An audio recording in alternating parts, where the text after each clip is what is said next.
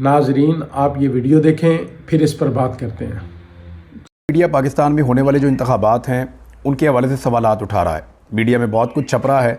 मैं इसके ऊपर एक अलग से वीलॉग करूँगा, लेकिन इंतखाबात होने से पहले ही मुतनाज़ हो चुके हैं।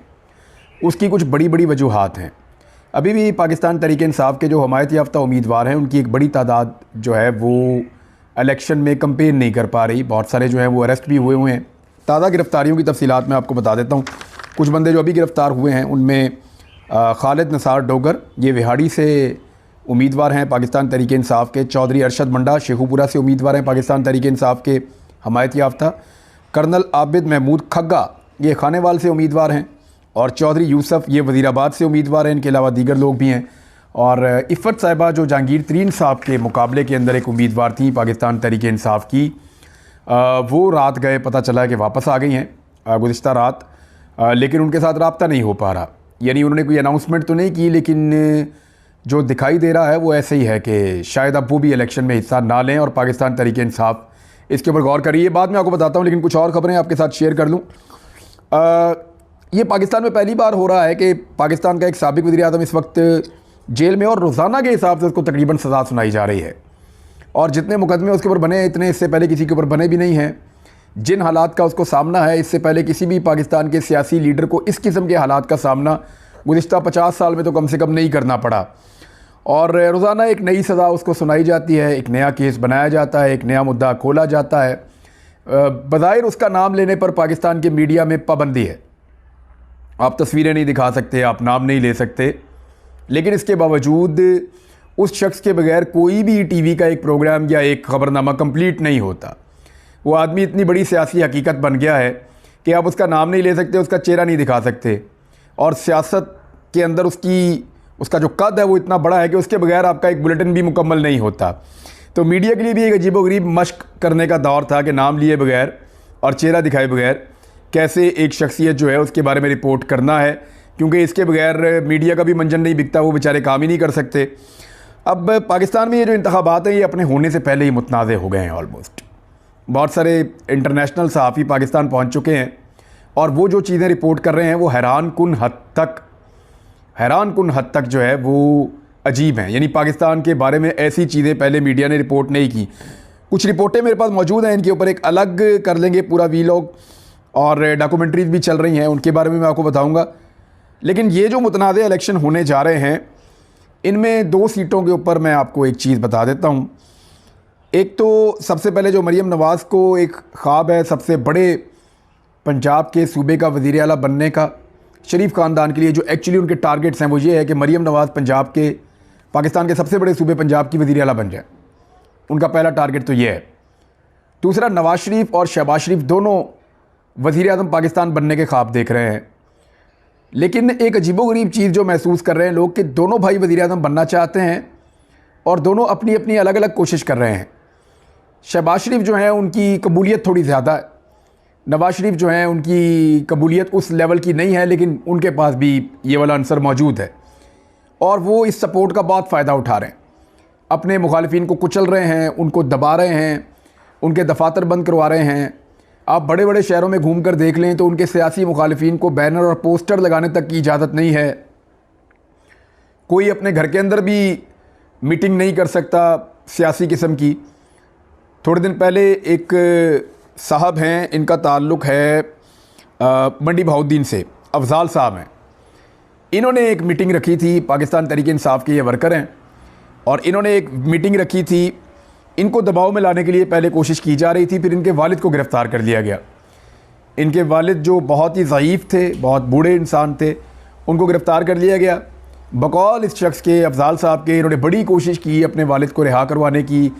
पुलिस से बात करते रहे, DSP से बात की, SHO से बात की, बल्कि DPO को भी राब्ते किए गए, लेकिन वो सारे जो है वो ये बेटा मांग रहे थे कि बाप के बदले में, कि जनाब जो है बाप को हम नहीं छोड़ सकते, अभी छोड़ देते हैं, या आसरे दे रहे थे उनको।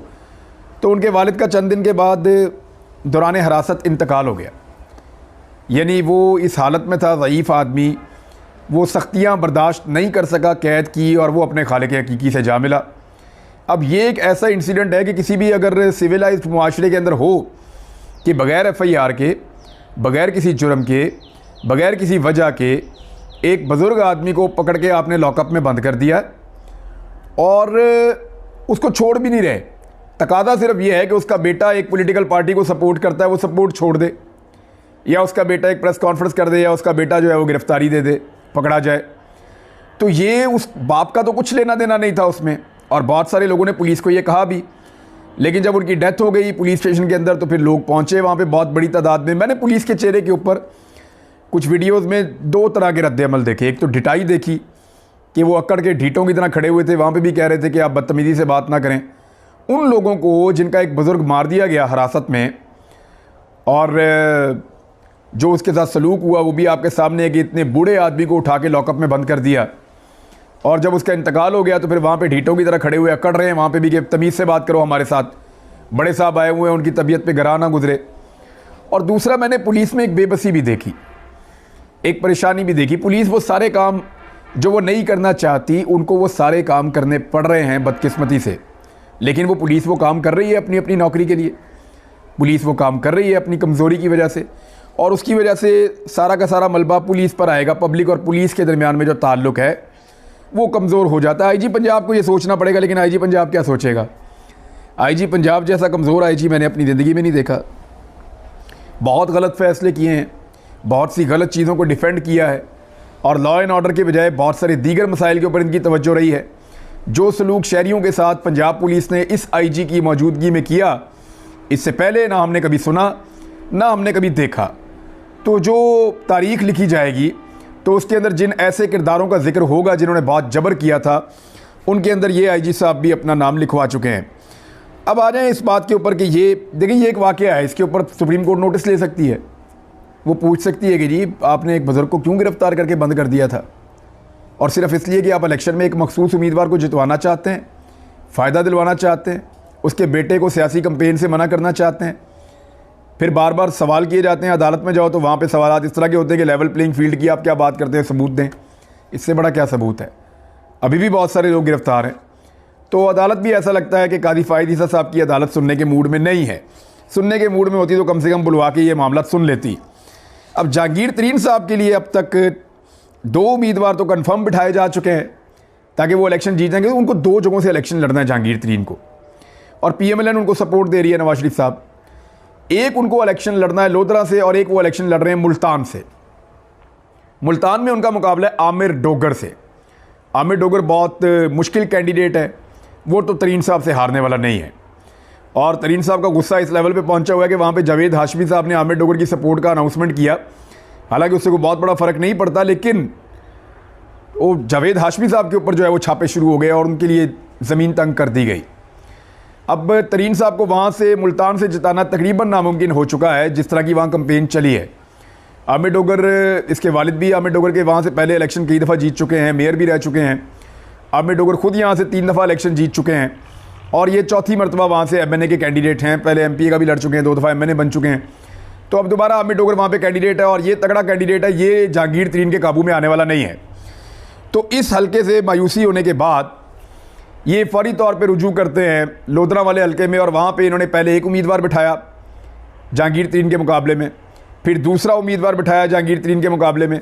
अब एक खातून उम्मीदवार थी, जैसे ही उन्होंने अपनी तगड़ी कंपेन शुरू की तो उनको मुबैना तौर पे गिरफ़्तार कर लिया गया। पहले वो गिरफ़्तार हो गई खातून, और उसके बाद फिर वो रात गए, सुनने में आ रहा है कि वापस आई हैं, और तब से अब तक उनसे रब्ता नहीं हो रहा। पाकिस्तान तहरीक इंसाफ के लोगों का कहना है कि लगता है वो भी कंप्रोमाइज़ हो गई हैं, या उनको इस कदर दबाव में ले लिया गया है कि वो अब इलेक्शन नहीं लड़ सकती। तो इसके ऊपर पाकिस्तान तहरीक इंसाफ एक नई स्ट्रेटजी बना रही है, लेकिन अभी वो उसको अनाउंस नहीं करेंगे। वो उसको अनाउंस तब करेंगे जब बहुत देर हो गई होगी। यानी जहांगीर तरीन साहब के मुकाबले में जो भी उम्मीदवार आता है लोधरा से, उसको गिरफ्तार कर लिया जाता है, वो बेचारा कहीं चला जाता है, वापस आता है, आगे कहता है जी मैं तो लड़ ही नहीं रहा इलेक्शन, वो दस्तबरदार हो जाता है। तो जहांगीर तरीन को अकेले रेस में दौड़ाने की कोशिश की जा रही है कि किसी तरह ये बंदा मेंबर कौमी असम्बली बन जाए, जहांगीर तरीन। और बना कौन रहा है? मुझे अच्छी तरह याद है कि दुनिया TV में मेरा एक फड्डा ये भी हो गया था कि सलमान शहबाज एक दिन अचानक बड़ी फरमाइश करके बीपर के ऊपर आ गए। यानी मैं प्रोग्राम कर रहा था, सलमान शहबाज साहब जो है उन्होंने कहा जी मैंने आना है, और फरमाइश करके मेरे प्रोग्राम के अंदर आ गए लाइव। तो उन्होंने जहांगीर तरीन को चीनी चोर कहना शुरू कर दिया, और पंजाब का सबसे बड़ा डाकू कहना शुरू कर दिया, और अलीम खान को उन्होंने पंजाब का सबसे बड़ा कब्ज़ा ग्रुप कहना शुरू कर दिया। तो मैंने उस दिन सलमान शहबाज से कहा था कि अगर ये दोनों कब्ज़ा ग्रुप और डकैत और बहुत बड़े लूट मार करने वाले लोग हैं, लुटेरे हैं, तो आपके वालिद वज़ीर आला पंजाब हैं और आपके ताया वज़ीर आज़म पाकिस्तान है, आप इन्हें पकड़ क्यों नहीं लेते? तो उसका जवाब उन्होंने अब दिया जाके, बजाय इन दोनों को पकड़ने के इन दोनों को अपनी पार्टी में शामिल कर दिया और इन दोनों के साथ इंतखाबी इत्तेहाद करके इनके साथ मिलकर इलेक्शन भी लड़ रहे हैं। यानी इमरान खान के खिलाफ जो पूरा का पूरा बयानिया होता था PMLN का, वो यही होता था कि जहांगीर तरीन और अलीम खान बहुत बुरे हैं। इमरान खान तो चलें ईमानदार है, ये वो कहते थे, अपने मुंह से कहते थे कि चलें इमरान खान तो ईमानदार है, लेकिन जहांगीर तरीन और अलीम खान ये दोनों ईमानदार नहीं हैं। ये बार बार PMLN ताने दिया करती थी, पीपल्स पार्टी ताने दिया करती थी। पीपल्स पार्टी ने तो अपनी इज्जत बचा ली है, लेकिन PMLN ने उन्हीं के साथ इत्तेहाद कर लिया है। आज मैं कुछ बैनर पोस्टर देख रहा था, अलीम खान और नवाज शरीफ की तस्वीरें एक साथ लगी हुई थी, यानी जिसको कब्ज़ा ग्रुप कहते थे उसके साथ ही फ़ोटोज़ लगी हुई हैं। फिर मैं कुछ और बैनर देख रहा था, वहाँ पे ओन चौधरी के साथ नवाज शरीफ की तस्वीरें लगी हुई थी, ये बड़ा मज़ेदार मंजर था।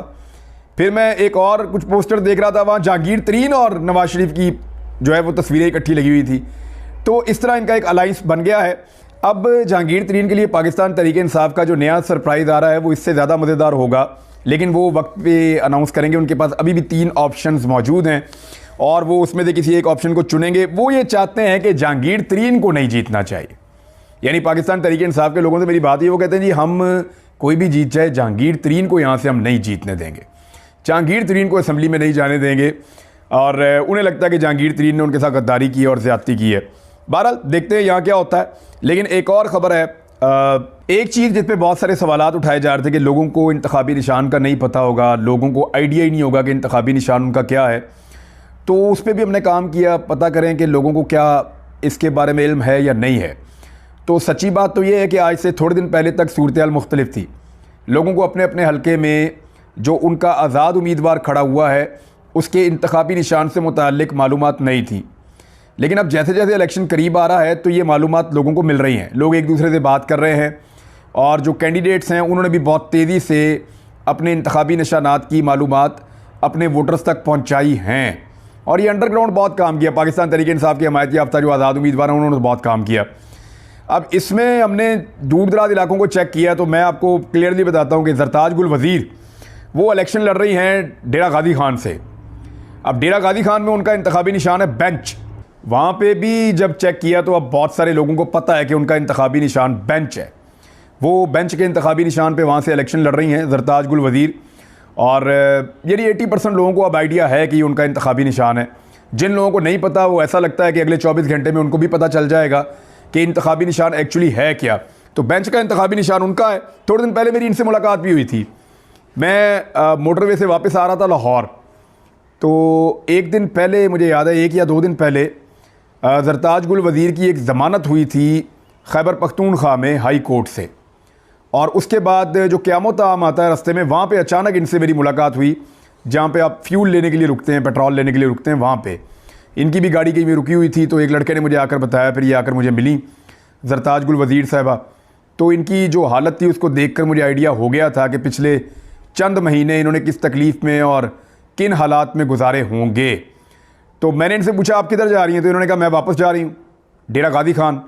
तो मैंने इनको कहा कि आप अभी तो आपका ज़मानत आपके पास खैबर पख्तूनख्वा में है, तो पंजाब में तो शायद आपके पास ज़मानत भी नहीं है, तो आप ये रिस्क ले रही हैं, आपको वहाँ गिरफ़्तार कर लेंगे। तो ज़रताज गुल वज़ीर ने, मुझे याद है, मुझे कहा था कि मैं अपने हलके के लोगों को, मैं अपने हलके को और अपने वर्कर्स को अभी अकेला नहीं छोड़ सकती। अब आगे इलेक्शन सर पे है, मुझे जाकर वहाँ पे अपने कागजात भी जमा करवाने हैं, मुझे इलेक्शन लड़ना और मुकाबला करना है, तो मैं मैदान में जा रही हूँ। तो ये मैदान में चलेगी। अब इन्होंने जो कंपेन की है अपनी अंडरग्राउंड, उसमें कम से कम ये कामयाब हुई हैं ये बताने में अपने वोटर को कि इनका इंतखाबी निशान बेंच है। तो ये जो एक मसला था जिसके बारे में कहा जा रहा था लोगों को पता ही नहीं चलेगा, अब ज़्यादातर लोग इसका अंदाज़ा लगा चुके हैं। जिन्हें नहीं पता, मेरे ख्याल में इलेक्शन की सुबह तक सबको आइडिया हो जाएगा कि किस उम्मीदवार का क्या इंतखाबी निशान है। कुछ चीज़ें और हैं वो मैं आपके साथ शेयर करूँगा, आरओज़ का रोल क्या होगा इन इंतखाबात के अंदर, और कुछ नई चीज़ें जो है वो सेटलमेंट हो रही है पॉलिटिकल पार्टीज़ के बीच में, वो क्या हो रही है। बड़ी दिलचस्प किस्म की इन्फॉर्मेशन आपके साथ शेयर करूँगा अगले व्लॉग में। अब तक के लिए इतने, अपना ख्याल रखिएगा, अपने इस चैनल का भी। अल्लाह हाफ़िज़।